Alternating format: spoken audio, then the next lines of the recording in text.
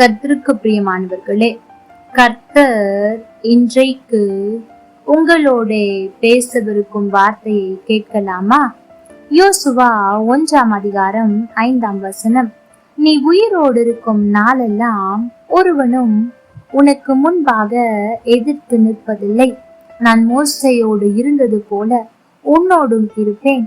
நான் உன்னை விட்டு விலகுவதும் இல்லை, உன்னை கைவிடுவதும் இல்லை. எனக்கு பிரியமான தெய்வ பிள்ளைகளே, கர்த்தருடைய எல்லா வாக்குத்தத்தங்களிலும் இந்த வாக்குத்தத்தம் மிகவும் விசேஷமானது.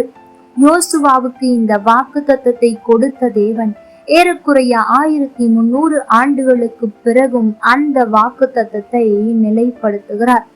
நான் உன்னை விட்டு விலகுவதில்லை, உன்னை கைவிடுவதில்லை என்று அவர் சொல்லி இருக்கிறாரே என்று அப்போஸ்தலனாகிய பவுலும் கூட நினைப்பூட்டுகிறார். ஆம், கர்த்தருடைய வாக்குத்தத்தம் அவருடைய பிள்ளைகளுக்கு என்றென்றைக்கும் உரியது. நாம் அவருடைய பிடியை விடலாம், அவரை விட்டு விலக நினைக்கலாம். ஆனால் கர்த்தரோ நம் மேல் வைத்த அன்பு பிடியை விடுவதும் இல்லை, நம்மை விட்டு ஒருபோதும் விலகுவதும் இல்லை. ஒரு சிறுவனுக்கு நீந்த கற்றுக் கொடுக்கிறவர் அவர் இடுப்பில் உறுதியான கயிற்றை கட்டி தன் கையில் பிடித்துக் கொள்ளுகிறார். அவன் தண்ணீரில் நீந்த ஆரம்பிக்கிறான். அவரோ கரையில் நின்று அவன் அமிழாதபடி கயிற்றை பிடித்து கொண்டு நிற்கிறார். அவர் கயிறை இறுக்கி பிடித்திருப்பாரானால் அவனால் நீந்தி கற்றுக்கொண்டிருக்கவே முடியாது. ஆகவே அவர் தன் கையில் உள்ள கயிற்றை சற்றே தளர்த்தி விட்டு கொடுத்து அவன் நீந்துகிறானா என்பதை கவனிக்கிறார். ஆனால் அவனோ ஒரு சமயம் சரியாய் நீந்துகிறான், மற்ற நேரம் அமிழ்ந்து போகிறான். ஆனால் அவன் அமிழ்ந்து மரிப்பதற்கு மேலே நிற்கிறவர் விடுகிறதில்லை. அவன் தண்ணீரிலே மூழ்க ஆரம்பிக்கிறான் என்று அறிந்ததும் கயிற்றை மேலே இழுத்து மீண்டும் நீந்தும்படி சொல்லுகிறார். அவனோ பயப்படுகிறான்.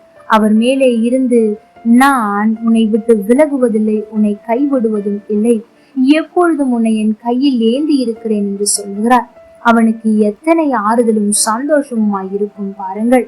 எனக்கு பிரியமான தெய்வ பிள்ளைகளே, பல வேளைகளில் நம் ஆவிக்குரிய வாழ்க்கையில் நீந்த கற்றுக்கொள்வதற்கு கர்த்தர் வாய்ப்புகளை தருகிறார்.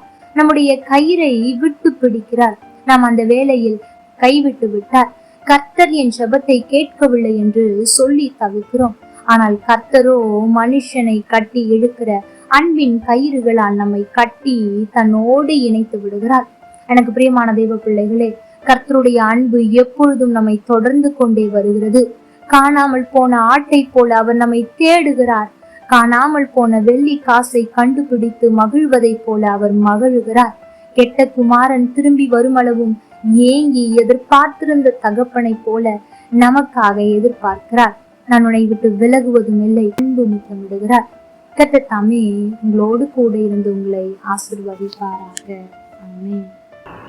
லைக் பண்ணுங்க, ஷேர் பண்ணுங்க, கமெண்ட் பண்ணுங்க.